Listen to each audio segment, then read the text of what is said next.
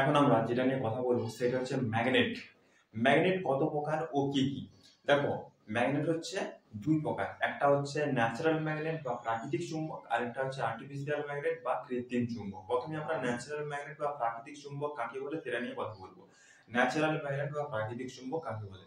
প্রকৃতিতে যেসব চুম্বক পাওয়া যায় তাদের প্রাকৃতিক চুম্বক বলা হয়। এই ধরনের চুম্বকে খনিজ চুম্বকও বলা হয়। গ্রিক দেশের ম্যাগনেসিয়া নামক অঞ্চলে এই ধরনের প্রচুর পাথর পাওয়া যায়। যেহেতু গ্রিক দেশের ম্যাগনেসিয়া নামক অঞ্চলে এই ধরনের পাথরটি পাওয়া গিয়েছিল, তাই এদের নাম রাখা হয়েছে ম্যাগনেটাইট, বর্তমানে যেটা আমরা ম্যাগনেট নামে পরিচিত। তো এই যে পাথরটি পাওয়া গিয়েছিল, এর মধ্যে কি কি গুণ লক্ষ্য করতে পারা গিয়েছিল? গুণ বা এটা চুম্বকের ধর্ম বলা হয়। চুম্বকের ধর্ম হচ্ছে দুটি, একটা হচ্ছে আকর্ষণী ধর্ম। চুম্বকের আকর্ষণ ধর্ম আছে বলে চুম্বক লোহা, নিকেল, কোবাল্ট প্রভৃতি ধাতুকে আকর্ষণ করতে পারে। 2 নম্বর হচ্ছে দিক নির্দেশক ধর্ম। দিক নির্দেশক ধর্ম মানে হচ্ছে কোন চুম্বকের মাঝখানে সুতো দিয়ে বেঁধে ঝুলিয়ে দিলে চুম্বকটি উত্তর দক্ষিণ মুখ করে স্থির হয়ে যায়। চুম্বকের এই ধর্মটিকে বলা হচ্ছে দিক নির্দেশক ধর্ম। তো এই যে প্রাকৃতিক চুম্বকটা পাওয়া গেছিল, প্রাকৃতিক চুম্বক থেকেই আমাদের বিভিন্ন আর্টিফিশিয়াল যে ম্যাগনেট, ঠিক আছে, সেগুলো বানানো হয়েছে। তো এই প্রাকৃতিক চুম্বক বাজারে বেশি কিনতে পাওয়া যায় না, এটা নির্দিষ্ট আকারের হয় না এবং এদের শক্তিও বেশি হয় না। ঠিক আছে, শক্তি বেশি হয় না, নির্দিষ্ট কোনো আকার নাই, কে কিনবে ভাই? কোনো কাজেই তো লাগবে না, তাই কেউ এটা সেরকম বেশি ব্যবহার হয় না। আর প্রাকৃতিক চুম্বকের উদাহরণ হচ্ছে লোডস্টোন, দিগদর্শন, প্রদর্শন, প্রস্তর, এগুলো সবই হচ্ছে প্রাকৃতিক চুম্বকের উদাহরণ। তারপরে আমরা চলে যাচ্ছি আর্টিফিশিয়াল ম্যাগনেট। আর্টিফিশিয়াল ম্যাগনেট কোনগুলো?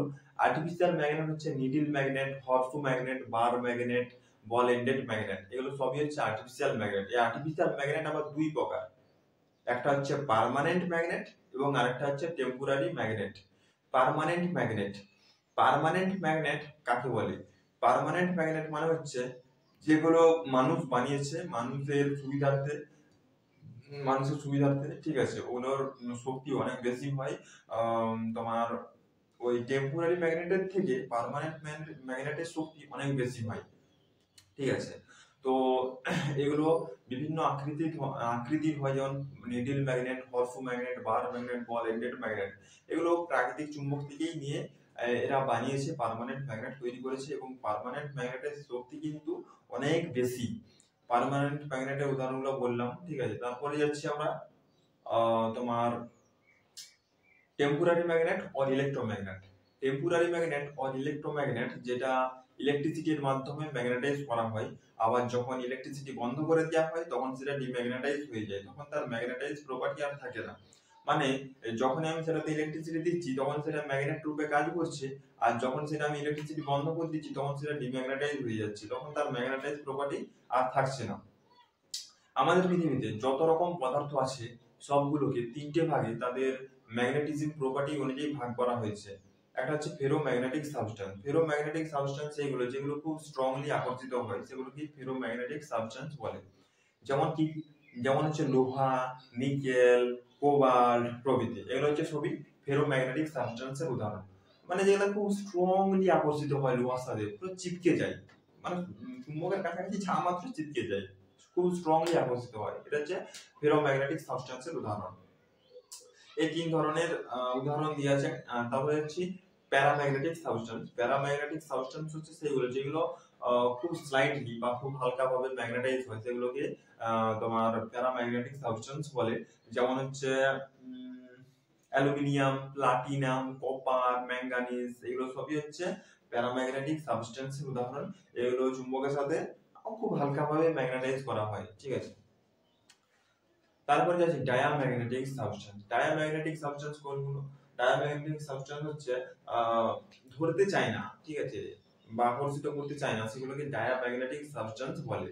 যেমন হচ্ছে bismuth, sulphur, graphite, glass, paper, wood, etcetera, এগুলো সবই হচ্ছে ডায়াম্যাগনেটিক সাবস্টেন্সের উদাহরণ।